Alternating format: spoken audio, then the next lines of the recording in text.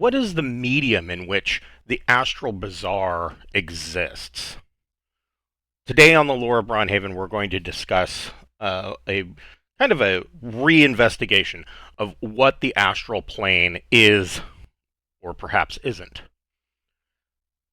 So the astral plane is often referred to as the Astral Sea, and it is the medium in which all planes of existence reside. It is a vast sea of everything and nothing at the same time. It encompasses everything that would be an actual plane of existence. It even includes the stuff that makes up these planes. Often it is referred to as the Astral Sea. For many scholars, they debate whether or not it is an actual plane in and of itself, as all of the other planes of existence reside in the Astral Sea. And so the prime material plane, for example, everything that you or I know as reality, including all of the sciences, the laws of physics, everything, would be a prime material plane. Outside of that, it is a bubble in and of itself, and outside of that, it is floating in the Astral Sea. And the Astral Sea is often made up of pinks and reds and purples, of a vast kaleidoscope of misty white clouds and colors that make up this void of everything and nothing.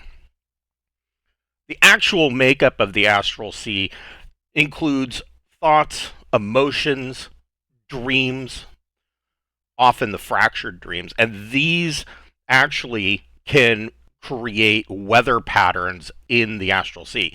One thing to also keep in mind is that distance is almost impossible to judge, but from a mortal's point of view, through the misty pinkish, purple, red, brown, misty clouds, your distance is thought to be about 120 feet.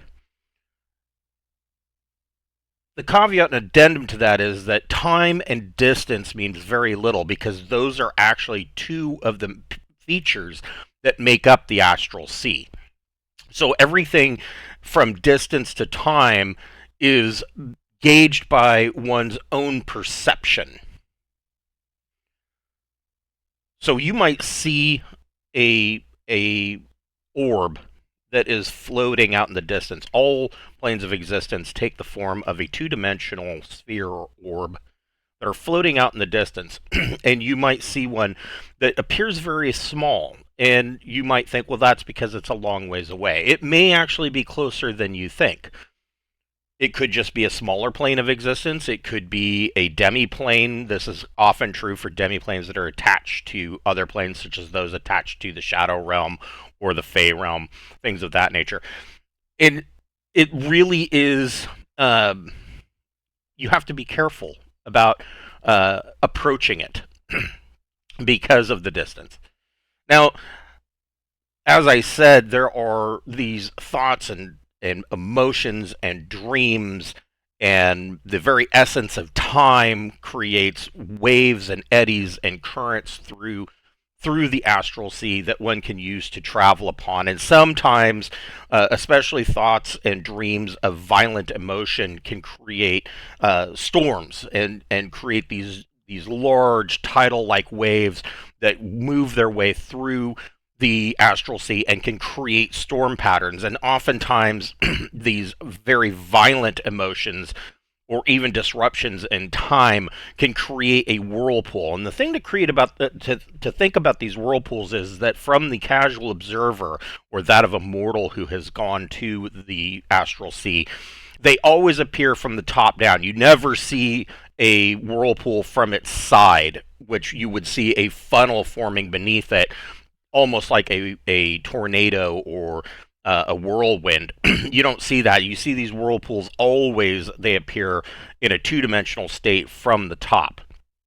And they can draw in matter from all around. And there is the stuff of all of the planes. There are rocks and chunks of fire or pure lightning that are pulled into these whirlpools And they can be quite dangerous because these whirlpools actually crush down to a finite or an infinite singularity at their center. And those that are pulled in are utterly destroyed. And that can even mean souls or the corpses of, in air quotes, dead gods, or anything else that can be sucked in. And so these whirlpools can be quite dangerous. And at some point, usually, if they continue to go without blowing themselves out, finally, if they continue to go, they will pull in enough matter or thoughts and ideas from everywhere where they finally, the singularity just explodes. And that actually is how a new plane of existence comes into being. And it could be anything that is sucked in, can be all mixed together and then spit out in a violent eruption to create this new plane. Movement, or actually getting to the Astral Sea, you can do this one of two ways.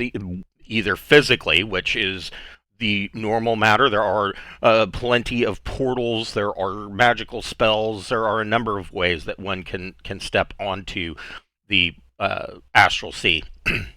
And you can will yourself to move. The other way of doing so is through astral projection, as per the magical spell that you can find in Castles and Crusades, Monsters and Treasure.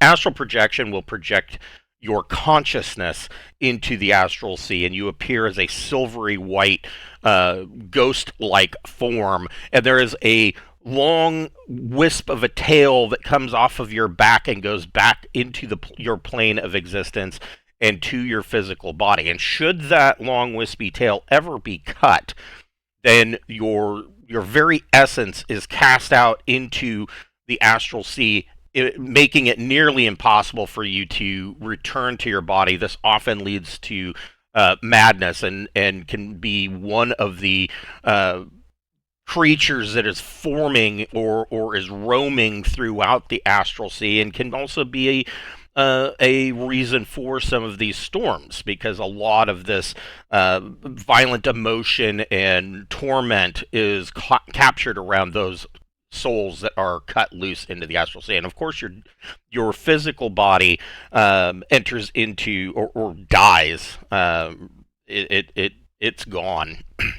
If you go into the Astral Sea in a physical form, when you touch down on another plane, or even the Astral Bazaar, your physical body on the plane of existence dissolves and is pulled through that wispy tail, and you reform your physical body with all of your possessions on whatever plane of existence you have landed upon. Now, a third way, as I mentioned with physical entry to the Astral Sea, is that there are magical devices, and one such magical device is the Astral Wave Rider. Astral Wave Riders take mostly the form of sailing ships, and any of the sailing vessels that are found in the Castle Keeper's Guide for Castles and Crusades can be used as the basic hull. Many of them are highly modified, depends on the usage of the Wave Rider, but they all consist of two primary components. The first being a furnace that is kept on the top deck, and this furnace houses a fire elemental that provides the primary power for the Astral Wave Rider. The second point is a large air-filled bladder or balloon that that floats above the Wave Rider, that actually, like an airship, that holds the ship by a series of guy wires and ropes.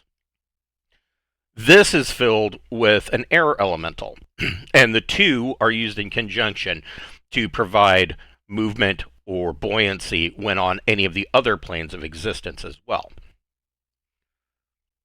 The captain of the Astral Wave Rider, or whoever is at the ship's wheel, can will the ship forward and produce movement, and the astral wave rider is designed in such a way to take advantage of these waves and eddies and currents that flow through the astral sea, thus promoting a faster form of travel. Now, none of these would be even necessary, except that there is actually creatures that live in the astral sea. There are the most fearful are the astral behemoths that are said to lurk, that are completely chaotic in nature and can pose quite the danger. Massive creatures. Others, there are mind ravagers that often move throughout the astral sea looking for new planes of existence in order to attempt to conquer. In addition, there are many types of dragons who have made their way. The most intelligent, of course, among their species that are able to cast spells or able to astrally travel. They can be found in the astral sea as well. But there are also normal creatures who have found their way there. Demi-humans and humans. And the most famous of these are the astral elves of the Astral Bazaar. Now, the Astral Bazaar itself resides on the corpse of a dead god that has been petrified. And this is not an uncommon occurrence. Floating through the astral sea are the corpses of many such petrified gods. And nobody knows exactly how they come to be. The philosophical question really is the god truly dead, or have they simply entered into some kind of stasis type state where they petrify and the pieces of matter that are found in the astral sea form around them, and they can be here for untold number of eons. But the Astral Bazaar itself was created on such a corpse by the astral elves that we talked about in the last episode. Next episode, we'll be talking about the Astral Bazaar itself, what makes it up, and what are some of the rules and laws of the Astral Bazaar, why is it called the Bazaar, things of that nature. Thank you for watching, and I'll catch you next time.